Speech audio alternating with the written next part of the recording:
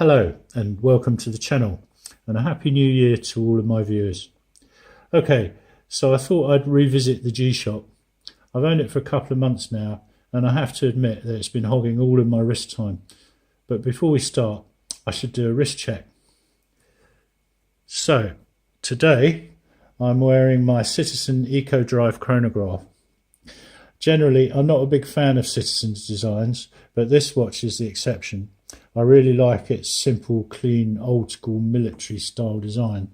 It keeps very good time, and I like the Eco Drive system, which means there's no battery to replace. Anyway, back to the topic. I would like to start by paying homage to QEB, the inventor of the G-Shock. The story goes that his father gave him a watch when he started high school. Later he broke it when he dropped it on the floor. That was when he developed an ambition to build an extremely tough watch, an ambition he later realised after he went to work for Casio as an engineer.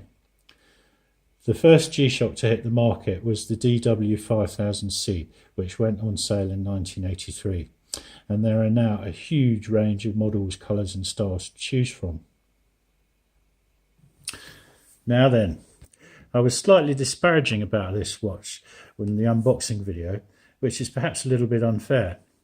So I would like to start by saying that just because I don't think it's pretty doesn't mean I don't think it's cool, because it is. Very. Okay, so having lived with this watch for over 2 months now, I've come to appreciate its features. I particularly like its atomic clock level of timekeeping accuracy and its hassle-free automatic date and time tracking.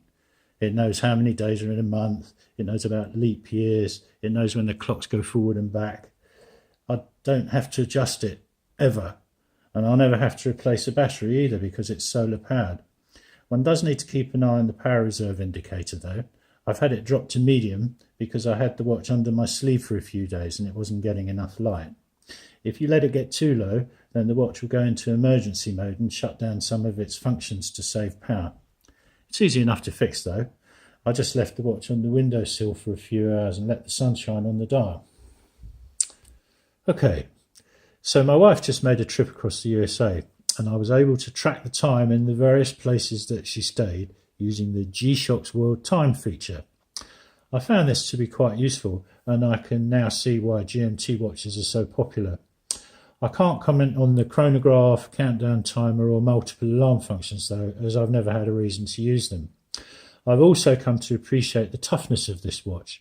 Since I've owned it, I've banged it on door frames and dropped it on the ground, and there still isn't a mark on it. It's very unlikely I'm ever going to be able to damage it. YouTube is full of videos of people throwing G-Shocks off high-rise buildings and driving lorries over them.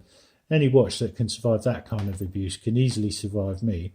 And as a bonus, it's got the same ISO certified 200 metre water resistance rating as my Seiko dive watch. This ensures that it will survive even if I forget to take it off when I get in the bath or fall into a canal on a drunken night out. Okay, so I have made a couple of modifications to the watch. I found the original strap a bit uncomfortable. It's stiff and not particularly supple and dug into my wrist. So I fitted the more expensive strap from the G-Shock GW-5000, which is much more supple and softer and makes the whole thing a lot more comfortable. I've also changed the bezel. I didn't particularly like the white writing on the original bezel. It makes the dial look even more busy than it already is. This bezel is quieter and more understated, and it allows one's eyes to be naturally drawn to the display, which is the whole idea really. I found this parts compatibility chart online, which is how I knew which bits would fit my watch. I also found a website called TikToks, which sells G-Shock spares and accessories. The parts I used were not very expensive, and the strap was £12.50 and the bezel was £7.50. So in case anyone is interested, I will leave links to these parts in the description below. So, in summary, I absolutely love my custom G-Shock and I wear it all the time. During the time I've owned it, I've come to appreciate its black tactical look. It no longer looks ugly to me, it just looks purposeful. It's so light and comfortable that it's easy to forget you're wearing it. It's tough and waterproof to a truly ridiculous level. It's utterly hassle-free. You never have to adjust it or change a battery. It has a broad set of features and it keeps perfect time.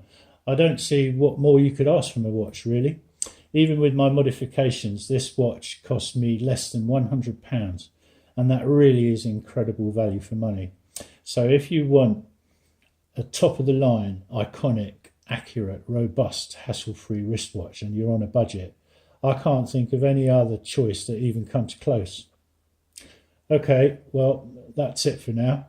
I'll be back again soon to unbox a very attractive vintage Swiss mechanical wristwatch. So goodbye until then.